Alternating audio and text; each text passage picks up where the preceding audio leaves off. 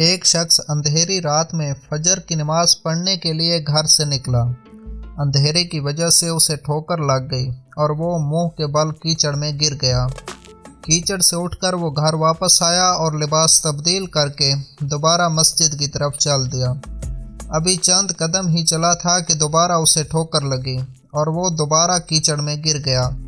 کیچڑ سے اٹھ کر وہ پھر دوبارہ اپنے گھر گیا، لباس بدلا اور مسجد جانے کے لیے دوبارہ گھر سے نکلا۔ جیسے ہی وہ گھر سے باہر نکلا تو اس کے دروازے پر اسے ایک شخص ملا جو اپنے ہاتھ میں روشن چراغ تھامے ہوئے تھا۔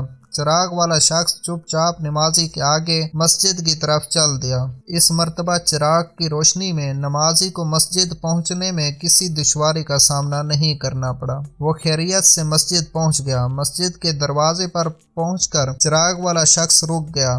نمازی اسے چھوڑ کر مسجد داخل ہو گیا اور نماز ادا کرنے لگا۔ نماز سے فارغ ہو کر وہ مسجد کے باہر آیا تو وہ چراغ والا شخص اس کا انتظار کر رہا تھا تاکہ اس نمازی کو چراغ کی روشنی میں گھر چھوڑے۔ جب نمازی گھر پہنچ گیا تو نمازی نے اجنبی شخص سے پوچھا، آپ کون ہیں؟ اجنبی بولا، سچ بتاؤں تو میں ابلیس ہوں۔ نمازی کی تو حیرت کی انتہا نہ رہی۔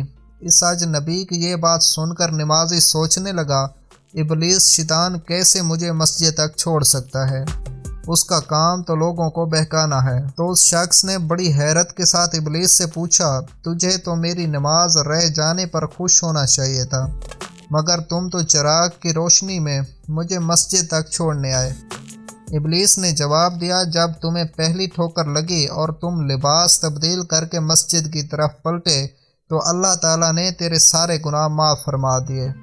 جب تمہیں دوسری ٹھوکر لگی تو اللہ تعالیٰ نے تمہارے پورے خاندان کو بخش دیا، جس پر مجھے فکر ہوئی کہ اگر اب تمہیں ٹھوکر لگی تو اللہ تعالیٰ کہیں تمہارے اس عمل کی بدولت تمہارے سارے گاؤں کی مغفرت نہ فرما دے۔ اس لیے میں چراغ لے کر آیا ہوں کہ تم بغیر گرے مسجد تک پہنچ جاؤ۔